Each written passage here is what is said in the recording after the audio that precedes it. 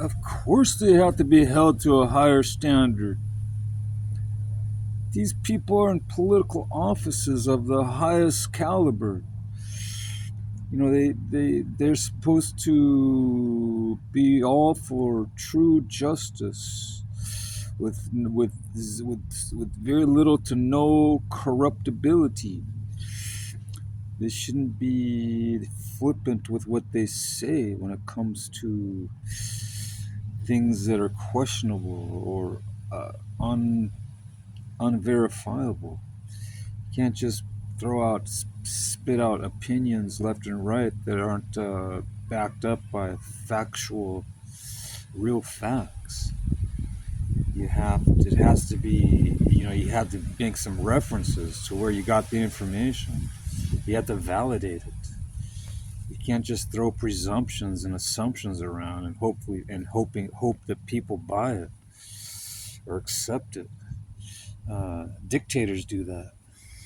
They manufacture lies.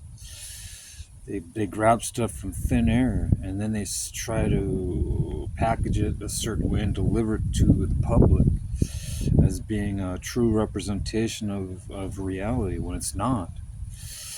And that's how people go to war. They go to war over it. They produce divisions and political chaos over it. And it's just it creates disorganization if you don't stay on the side of truth. Full on truth, not just partial truth. That's what liars do. They mix a little bit of truth in with the falsehood, just so it can seem palatable to their hearers. If it sounds good, they'll eat it up. They'll embrace it. So they have to disguise it with a certain element of truth. Otherwise, people won't go for it. That's how they do it. They got their fishing poles, they got their fishing gear, and it's how they bait the hook, how they bait the traps, if you will. If you're into fishing or crabbing, they have to put something in there that's enticing so that you'll go for it. If it's not enticing, you'll just shy away from it. You'll turn from it. That's what liars do. That's what deceivers do. That's what dictators do.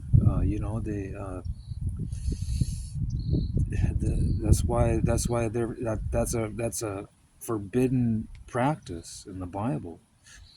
The Old Testament prophets that supposedly represented God would challenge the authorities in their lifetime. A few thousand years ago, they go up to these monarchs who had a lot of power over people, and they would challenge them on it, even if their heads were put down and chopped off with the swords, or even if their bodies had to endure the impact of stones and rocks, or even if they had to be crucified on wooden crosses or burned at the stake, even in the Middle Ages. Man, if you said anything that was if you rebuked major authority figures, it was a very risk to your personal welfare. You didn't these people were unapproachable, and if you made them feel bad, or if you made them feel uncomfortable, or they might show a little grace and say, oh, they might just discredit you, or try to destroy your reputation, so they can invalidate or reject your message with a clear conscience, even though it's not really clear.